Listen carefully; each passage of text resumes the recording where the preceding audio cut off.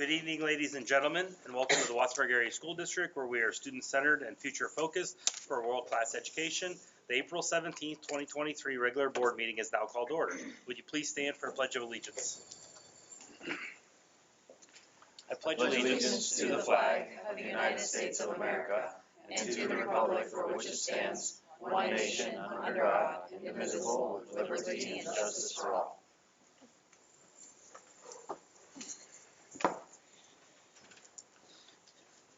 May we have a roll call, please? Here. Here. Here. Here. Here. Here. Here. Present. Thank you. This is just a reminder that the board met in executive session following our work session last week to discuss a ongoing contract negotiation with one of the unions. I will entertain a motion to approve the agenda and the addendum. Morvay, so moved. Push check. Thank you. Any discussion or revision to tonight's agenda or addendum? Hearing none, all in favor, please say aye. Aye. Opposed, nay. Motion carries. The agenda and addendum are approved. I will entertain a motion to approve the minutes from the March 20, 2023 regular board meeting and the April 10th, 2023 work session and finance committee meetings. Morvay, so moved. I'll second. Thank you. Any discussion or correction to the minutes? Hearing none, all in favor, please say aye. Aye. Opposed, nay. The motion carries. The minutes are approved. The chair recognizes Superintendent of Schools, Dr. Ken Berlin, for school reports. Thank you, Mr. President.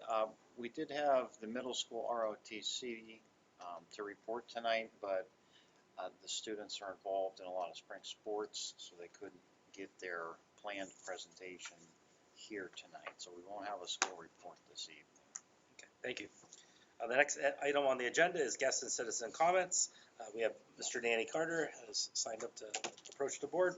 Just please, prior to your comments, state your name and the municipality in which you reside. Welcome. Danny Carter, Wattsburg.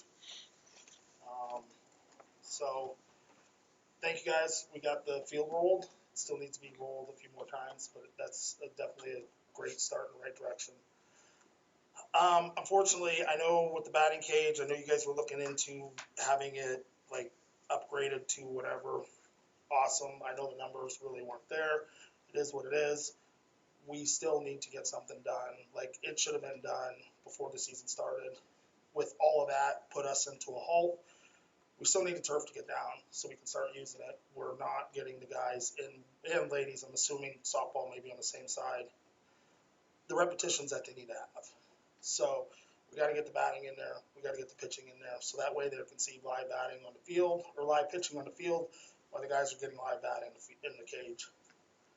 I know you guys put the turf in for play, which is great, but since it doesn't go into the outfield, we're still canceling games. So we need drainage out there, because what good does it do? You're not just going to play in the infield. I mean, there was a pond that was probably the size of this, left center.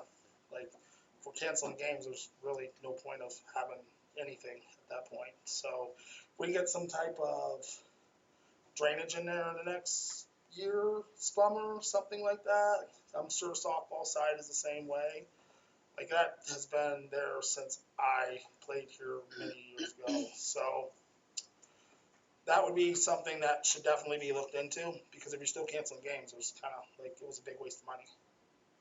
I mean, it's great to play on, but again, if you're canceling games, it kind of like defeats the purpose.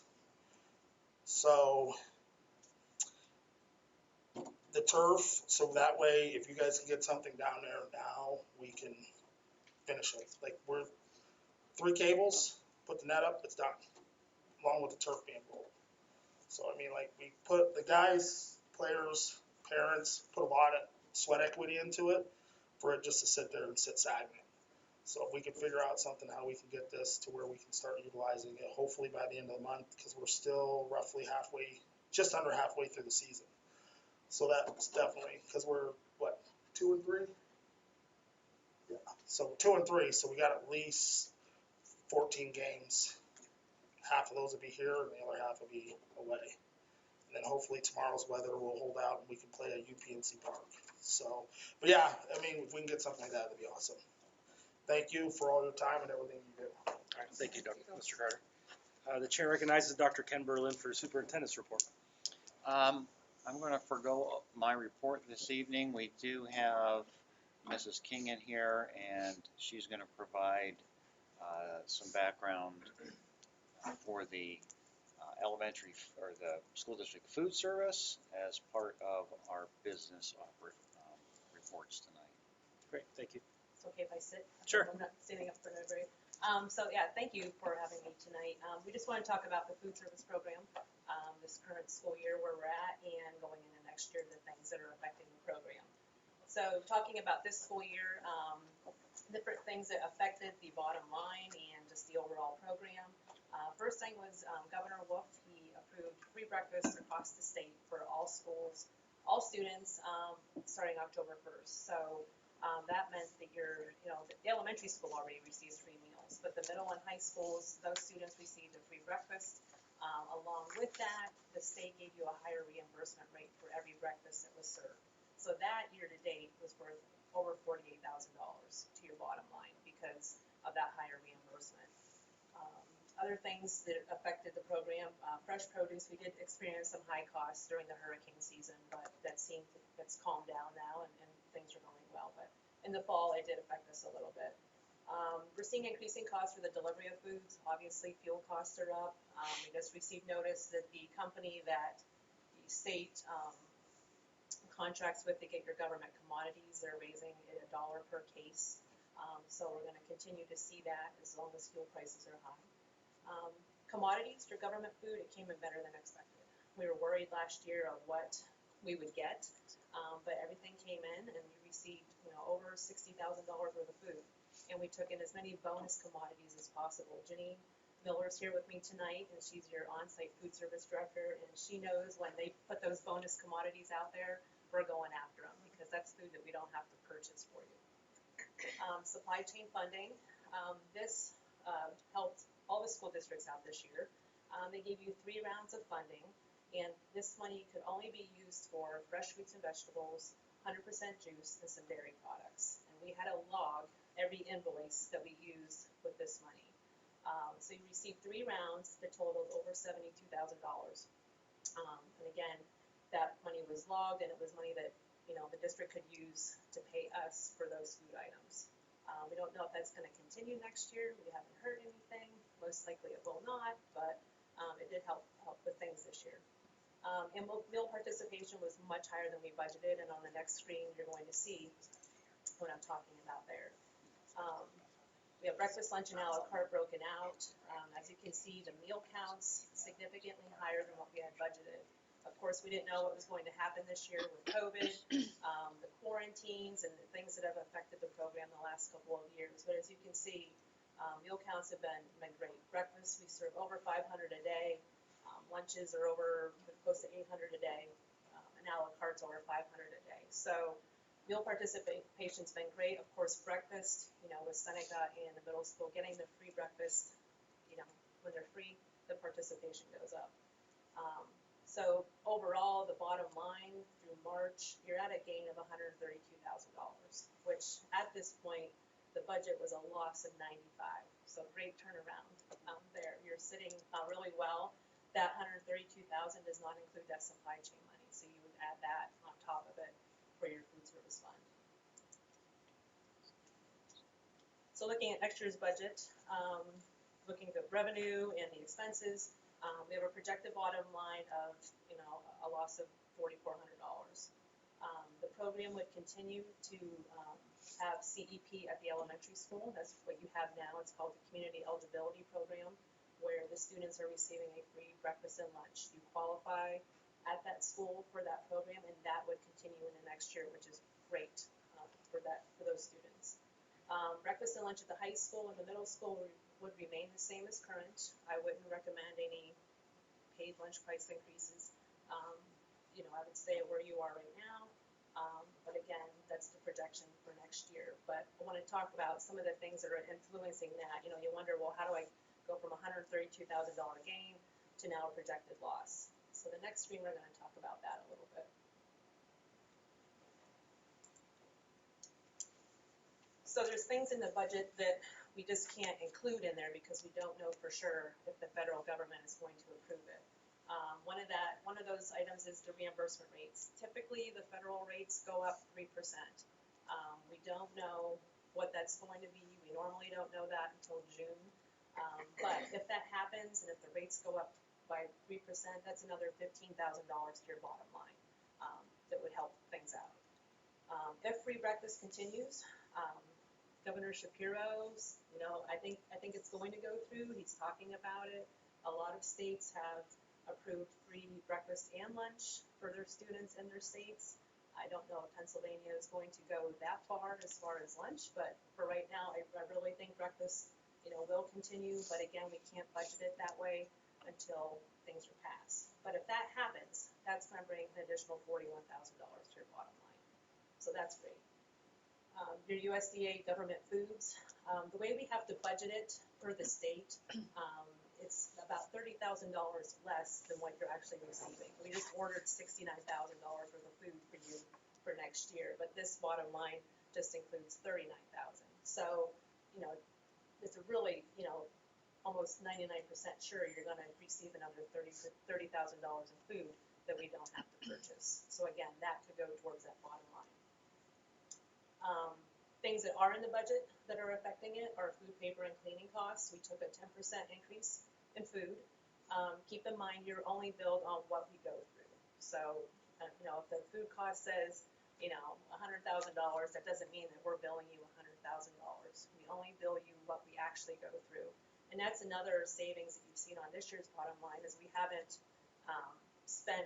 we haven't had the food cost increases that we expected this year. So that's a nice savings for you. Our buyers have been working with the manufacturers and trying to, get the best buying power that we can. And we hope next year we can do the same. But, that alone is worth $35,000. So if food cost doesn't go up 10%, that's, easily $30,000 that will save you. Increased labor cost, obviously rates go up.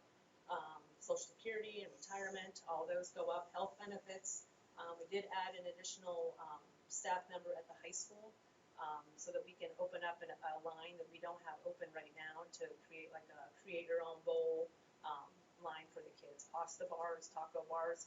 We have that line there now, we just don't have a person to work it. So we've added in a 4-hour person for that. So with all of that, the increased labor costs are around $24,000. As far as nutritionally, what's changing for next year, sodium. Back in 2010, when Michelle Obama changed the scope of school food service, sodium was one of the main items, and they had given us years where we had to meet target levels. With COVID, they waived those years, so we didn't have to move to the next sodium level. Right now, they're saying that we will have to move to that next school year. There's still talk that they may waive that because there's a lot of, people saying that, hey, the manufacturers are not lowering the sodium. We're already struggling to get the food that we need for school meals, and to lower the sodium is going to be really tough. But for right now, if we have to go to that next target, it is going to get tough. We haven't had salt shakers for years, since 2010, but now we look at things that have cheese. Whole grains have sodium, fruits and vegetables have sodium, milk has sodium. So we have to look at that entire menu analysis and try to see where we can lower that sodium. It's going to be very tough. We want the food that tastes good also. So we've already changed our pizza recipe. We've lowered it down by like a half cup of sauce because that lowers things down. But it could get real tricky if that continues. So we'll see where that goes. Whole grains, we're currently serving at least 80% whole grains now. That's not going to affect us next year. I don't think that's going to change at all. We do have the 20%, where we can serve the white pizza crust. Breakfast time, all of our items are whole grain, so we have no issues there. Lowering sugar, that's been one of the high topics too. Of course, all of our snacks that are sold have to meet certain guidelines. We can't sell candy bars. We have to be very cautious on the sugar in any drinks. So they're looking at lowering that even more, which again, the manufacturers will need to do that, for that to really go through. And all the meals that are served have to fall within the dietary guidelines. So we have a menu analysis that we do, making sure the meals are meeting the calories and the fat per sodium and everything like that. So our goals for next year, promotions, Janine has been wonderful with many promotions. There's a picture there, and you've seen them in your monthly board reports. Nacho bars, and she just had milkshakes a couple weeks ago. So when we promote the program, it gets kids excited, and they tend to participate more. We'll, continually evaluate and, in ways that we can increase participation, especially at the elementary school when all the meals are free. We want to make sure that as many students are participating as possible. Opening the Create Your Own Bowl line at the high school, as I mentioned. With the balance that you have, the state, Vicki knows, they get, they do not like you to have a huge bank of money in the food service fund. They want to invest it back into the program. So ways to invest that are with equipment replacement. So we have recommended to Vicki some items that we feel would be great to replace in some of the schools. Continued training of hourly staff. That's, we do that all through the year, especially with new staff. I always say you can put the best equipment in the kitchen, but if you don't train the staff on how to properly use it, then it's a waste. So we continually train them. Nutrition education programs. Anytime that we can get into the classroom or do things in the cafeteria to educate the students on nutrition, we love to do that. Youth advisory councils, try to meet with the kids, see what they like, what they don't like, so that we can, make sure that they, have a part of the program. And new recipes and products. We have some new products coming out next year that we just did some taste testings on. We have some new recipes that we're always trying. So any way that we can enhance the program to get those kids to eat is what we like to do. So again, we're just caring people, serving great food. That's our goal since 1975. We've been in business, and we hope to continue on with that.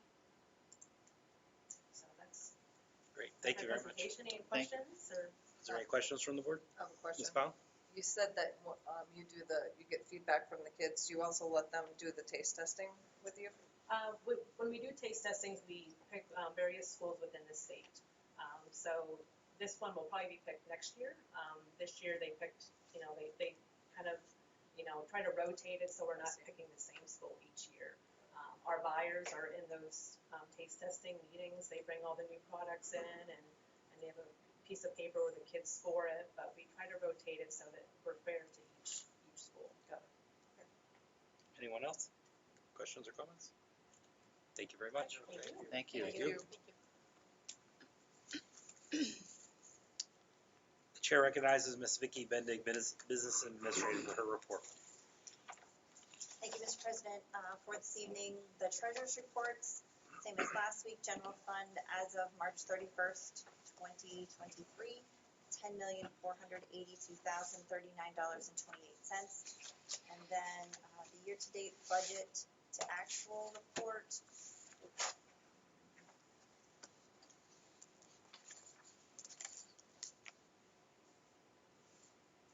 So this is as of March 31st. We are 75% of the fiscal year is over, and we have received a total overall 74.19% of our budgeted revenue. And again, and as for expenses, this is very small. Total expenses, 61.92% of budgeted expenses so far. And the suspense accounts will be distributed based on salaries towards the end of the year. And there is one category that's currently overspent. It is in the psychological services program, and it is grant funding that is not budgeted that's in there. So I do actually have, it was budgeted in a different area of the budget, but just not in psychological services. So you'll see in the budgetary transfers, there's a transfer to move money into that line so that it is not in the negative.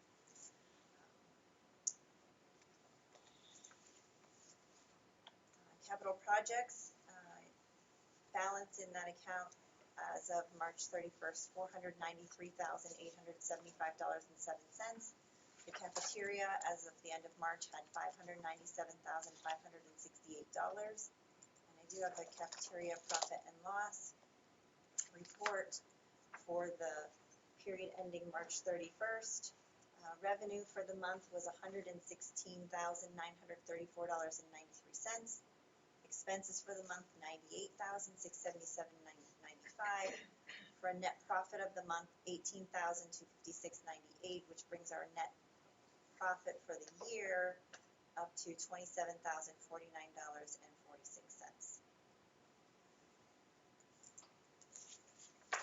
Moving on to the bill, cafeteria profit and loss, yes, $27,049.46. Moving on to the bill list, Exhibit A1, those are checks written between the last board meeting and the work session, $80,333.39.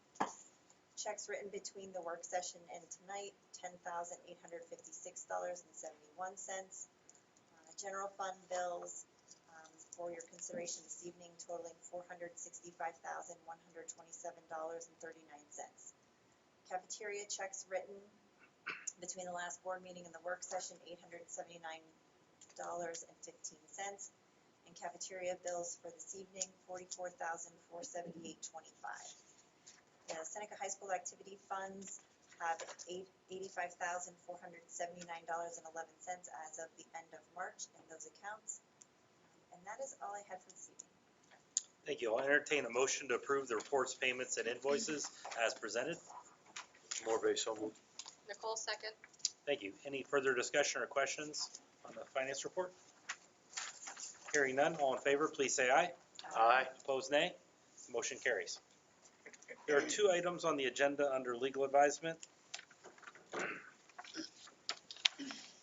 LA1 is the ARP ESSER Health and Safety Plan Biannual Review. There's a motion to approve the district ARP ESSER and Health and Safety Plan as outlined in Exhibit E. So moved, Amanda. Second, Tara. Thank you. Is there any question or discussion on the ARP ESSER Health and Safety Plan? Hearing none, we'll do a roll call. Yes. Yes. Yes. Yes. Yes. Yes. Yes. Yes, the motion carries. Then we have L2 on the addendum, student disciplinary placement, the motion to approve the waiver and stipulation and agreement in lieu of expulsion for Seneca High School student. So moved, Bushchak. Morve, second. Thank you. Is there any question or discussion on L2? Hearing none, all in favor, please say aye. Aye. Opposed, nay. Motion carries. Chair recognizes Mr. Stephen Morve for finance. Thank you, Mr. President. Two items on the agenda tonight. The first one under finance is a motion under F1 to approve the following budgetary transfers. Monthly budgetary transfer from budget to actual as outlined in Exhibit F. Multiple changes there. As well as to move unassigned fund balance to committed funds in the amount of $50,000 for the wrestling mats. Unassigned fund balance to committed funds in the amount of $162,000 for future paving and concrete projects. So moved. Do we have a second? Tara. Thank you. Any question or discussion on F1 transfers? Hearing none, all in favor, please say aye. Aye. Opposed, nay. Motion carries. Next item is item F2, which is the Nutrition Group Food Services Agreement. It's the motion to approve the renewal agreement for the Nutrition Group for Food Service for the 23-24 school year as outlined in Exhibit G. So moved. Nicole, second. Thank you. Is there any question or discussion on F2? Mr. President, Dr. I just Bushek? wanted to thank Mrs. Kingan and her staff for continued excellent service through the nutrition group. This was a move that the board made a while ago, and they continue to meet and exceed our expectations for nutritional food service for our students. Thank you very much. Thank you. I agree. I'd also add, Mr. President, that given the headwinds that we are experiencing, to be close to break even is pretty good. Yes. So yes. I appreciate that as well. Appreciate all of us that go grocery shopping understand Correct. what it takes. All in favor, please say aye. Aye. Opposed, nay. Motion carries. Those are all I have for tonight, Mr. President. Thank you. We have nothing under building and grounds for this evening. So for personnel, the chair recognizes Ms. Nicole Lee. Thank you, Mr. President. Tonight, I have 8 items, and without objection, I would like to move all 8 in one motion. They would include P1, ESS substitute additions, P2, service personnel substitute list, P3, resignations, P4, leave requests, P5, appointments, P6, conference requests, P7, summer remediation appointments, and P8, extended year appointments, with a few changes on P7 and P8 on the addendum. So moved. Second, Heatherington. Thank you. Is there any question or discussion on the 8 items on the agenda and addendum under personnel? Hearing none, all in favor, please say aye. Aye. Opposed, nay. Motion carries. Thank you, Ms. Lee. Sure. The chair recognizes Ms. Amanda Farrell for policy. Thank you, Mr. President. I have one item this evening, and it is the first reading of the below policies. I will just note that on the addendum, there is a change in policy 251 from delete to merge, and you will see that on the addendum. So with that noted, I would like to move to approve the first reading of the following policies. Second, first check. Thank you. Is there a question, any questions or discussion on the policy first readings? Hearing none, all in favor, please say aye. Aye. Opposed, nay. Motion's carried. Thank you, Ms. Farrell. The chair recognizes Dr. Andy Pushak for curriculum. Thank you, Mr. President. 4 items without objection. I'd like to move as a group C1, language instructional education program service contract, C2, language instructional consultative language instruction supervisory services, C3, approval of academic services, and C4, the special education plan. So moved. Nicole, second. Thank you. Is there any question or discussion on the 4 items under curriculum? Mr. President, Dr. Pushak. I just wanted to commend Mrs. Weehan for coordinating the special ed plan, and that's quite a cumbersome process to undertake, so our school district is meeting the guidelines that's set forth by the state. So kudos to her and her staff for putting that together, and I served on the team, and she was a great team leader for that plan. Thank you. Any other questions or discussion? Hearing none, all in favor, please say aye. Aye. Opposed, nay. Motion's carried. That's all I have this evening under curriculum, Mr. President. Thank you, Dr. Pushak. Chair recognizes Ms. Leah Hetherington for technology. Thank you, Mr. President. I do not have anything to present for this evening. Thank you, Ms. Hetherington. The chair recognizes Ms. Brittany Burlingham for transportation. Thank you, Mr. President. I have one item on the agenda, and then there's another on the addendum. T1 under transportation is our transportation request to approve the transportation request and ratification of field trips and class meeting as outlined in Exhibit X. So moved. Nicole, second. Thank you. Is there any question or discussion on T1? Hearing none, all in favor, please say aye. Aye. Opposed, nay. Motion carries. And then on the addendum, under transportation, there's T2 Durham drivers. Motion to approve Trista DeFronti as the Durham driver for the 2022-2023 school year. So moved. Amanda, second. Thank you. Is there any question or discussion on T2? Hearing none, all in favor, please say aye. Aye. Opposed, nay. Motion carries. Thank you, And Ms. that's all I Burlingham. have. Yep. Thank you, Ms. Burlingham. Chair recognizes Ms. Tara Pound for athletic and extracurricular. Thank you. I have 3 items this evening, and then there are 2 changes to AE2 and AE3 on the addendum. AE1 is the volunteer list, and then AE2 are the athletic resignations for the wrestling coaches, and it looks like both the assistant and the head coach are resigning. And then AE3, athletic appointments for track and field assistant coach, and then an addition for track and field. So moved. Second, Heatherington. Thank you. Is there any question or discussion on the 3 items under athletic and extracurricular? Mrs. Pound? Do we have any information on what we might be doing for the wrestling program? Because that seems to, those both assistant and head coaches pretty big blow. Yes, I know Mr. Carter's working on recruitment, but it's not normal, it's never normal, and we hate to lose a head coach, but it's, usually a head coach wants to replace their assistants, so it's not unusual, when a head, coaching position opens up for the positions underneath it to also open up. Not that a new head coach wouldn't consider those people, but they usually out of, respect step aside and they wanna see what the new person would like to do. Any other question or discussion? I just have a comment. I think it's kind of cool that Chuck Kennedy's coming back to coach the track and field program. He coached for many, many years, so it's kind of fun to see him coming back into the program. Great, thank you. All in favor, please say aye. Aye. Opposed, nay. Those motions carry. That's all I have. Thank you, Ms. Powell. There's one item under miscellaneous on tonight's agenda, M1, the Kidder Media Agreement. So the motion is to approve the agreement between Kidder Media and the Wattsburg Area School District for the 2023-24 newsletter production as outlined in Exhibit Y. So moved, Kuschak. Amanda, second. Thank you. Is there any question or discussion on M1? Hearing none, all in favor, please say aye. Aye. Opposed, nay. Motion carries. Next up, for the Erie County Technical School Report, Mr. Steve Morvay. Yes, Mr. President, this was the board meeting that occurred back in March. If you recall, our next board meeting for April will be this next Thursday, so therefore this is the report from March. A couple of updates. The tech school finalized some articulation agreements, in their art program with Penn College, as well as with computer and electrical work with Erie County Community College. So those articulation agreements are now back in place. All the districts approved the Erie County Technical School budget. We were one of them as well, obviously. And they went to, that was being submitted up to the state at this point.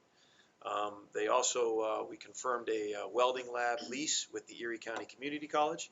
So we'll be able to share some space with them going forward for the next calendar year. They also needed to purchase a half-ton maintenance truck, which they did. The superintendent of record, Rick Emmerich of Fort LaBeouf, he re-upped for another year, so he was doing a good job and volunteered his services to be the superintendent of record of our technical school board. Joe Tarasovich, if you recall, is resigning. His effective resignation begins July 1st. And also a couple of the other renovation items in the Skills Center, which is a separate building from the technical school. The upgraded elevator work will start on May 1st, as well as a new water line installation will also start in May 1st. Overall, just some statistics in the technical school. We're running about 84% capacity. They have 769 students, which is a 95 student increase year over year. And Wattsburg, we have 59 students that attend currently at this point.